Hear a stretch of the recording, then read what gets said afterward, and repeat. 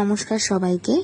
আমি আমার জীবনের একটা খুব বড় স্বপ্ন পূরণ, তো সেটাই শেয়ার করতে এসেছি তোমাদের সাথে। এবারেতে মহাকুম্ভ ছিল 2025 সালে। তো আমি পোস্ট করেছিলাম 16ই জানুয়ারি যে এই জন্মে তো তোর সাথে যাওয়া হলো না, আরও 6টা জন্মের মধ্যে যেটাতে হবে সেটাতে নিয়ে যাস। তো আমার হাজবেন্ড তাতে রিপ্লাই করেছিল, কে বলল, এখনো আছে, কাল কিসনে দেখা। তো আমি লিখেছিলাম যাওয়ার আর সুযোগ তো নেই। তো সে লিখেছিল দেখছি। তো তারপরেই আমাদের বাড়িতে পুজো ছিল, কালী পুজো, মৌনী অমাবস্যাতে। তো সেই পুজো হলো।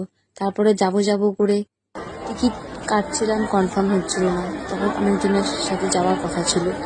তো আমরা ঠিক করলাম যে না, ঠিক আছে, সবার সাথে হচ্ছে না, কী করবো, যাওয়া হবে না। তো তারপর সে বললো যে ঠিক আছে, আমি দেখি টিকিট কাটা যাবে।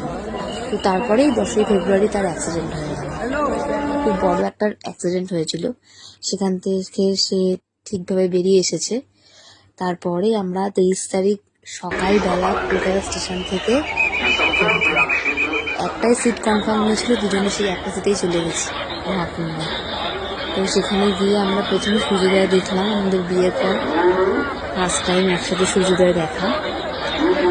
দুজনে স্নান করেছি, সে সূর্য প্রণাম করছে, দুজনে আলাদা করে স্নান করেছি। আমরা দুজনেই যেহেতু গিয়েছিলাম, ব্যাগ কোথায় রাখবো সেই নিয়ে একটু প্রবলেম হচ্ছিল।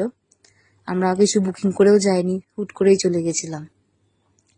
তো তারপরে আমরা ভিজিট করলাম জুনাখাড়া, হনুমান মন্দির। আমরা দেখিয়ে দিচ্ছি, এই যে আমি আর আমার হাজব্যান্ড। পুরো কুম্ভটা যতটা পারা যায় আমরা ঘুরেছি।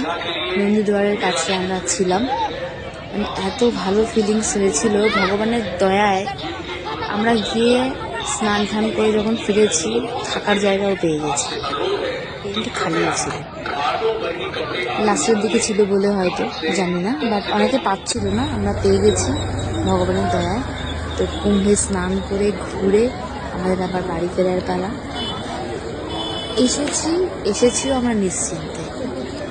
মানে সব গাড়িতে আমাদের সিট পুরো কনফার্ম ছিল। শুনছিলাম যে সিট বুকিং হচ্ছে না, এই সেই, বাট আমাদের সব কনফার্ম ছিল।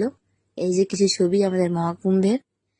তো মহাকুম্ভ থেকে ফিরে আসার পর সে আমাকে লিখেছে যে কি যাওয়া হলো তো এই জন্মে। আমি লিখেছি হ্যাঁ, যাওয়া হলো তো মিস্টার হাজব্যান্ড, থ্যাংক ইউ।